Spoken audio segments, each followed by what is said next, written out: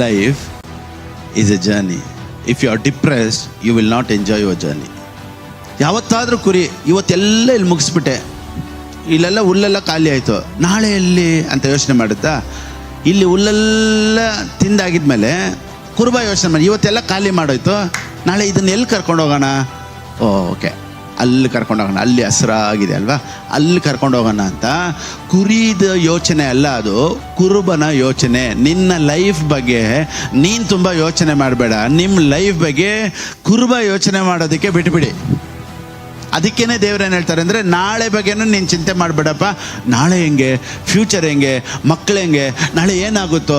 ಸಡನ್ನಿಗೆ ಇವತ್ತು ಎಲ್ಲ ಪರಿಸ್ಥಿತಿಗಳನ್ನು ಬದಲಾಯಿಸೋದಕ್ಕೆ ನಮ್ಮ ದೇವರು, ನಮ್ಮ ಕುರುಬನು ನಮ್ಮ ಜೊತೆ ಇದ್ದಾನೆ.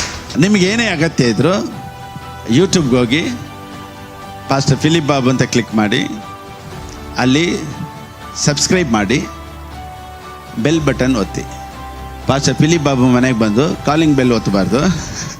ಹೇಗೆ ನಿಮ್ಗೇನೇ ಪ್ರಾಬ್ಲಮ್ ಇದ್ದರೂ ನಮ್ಮನೆ ಬೆಲ್ ಒತ್ತಬೇಡಿ, ಯೂಟ್ಯೂಬಲ್ಲಿ ಒಂದು ಬೆಲ್ ಇದೆ, ಅದನ್ನು ಒತ್ತಿ. ನಾನು ಅಲ್ಲೇ ನಿಮ್ಗೆ ಯಾವಾಗ ಬೇಕಾದ್ರೂ ಅಲ್ಲಿ ಮಾತಾಡ್ತೀನಿ. ಅಲ್ಲೇ ನಿಮಗೆಲ್ಲ ರೀಸ್ಟೋರ್ ಆಗುತ್ತೆ, ನಿಮ್ಮ ಮೈಂಡ್ ಸೆಟ್ ಚೇಂಜ್ ಆಗುತ್ತೆ, ನಿಮ್ಮ ಅಟ್ಮಾಸ್ಫಿಯರ್ ಚೇಂಜ್ ಆಗುತ್ತೆ. ಎಲ್ಲನೂ ದೇವರು ಖುಷಿಯಾಗಿ ಚೇಂಜ್ ಮಾಡ್ತಾರೆ ಅನ್ನೋದರಲ್ಲಿ ಯಾವ ವಿಧವಾದಂಥ ಸಂದೇಹನೂ ಇಲ್ಲ.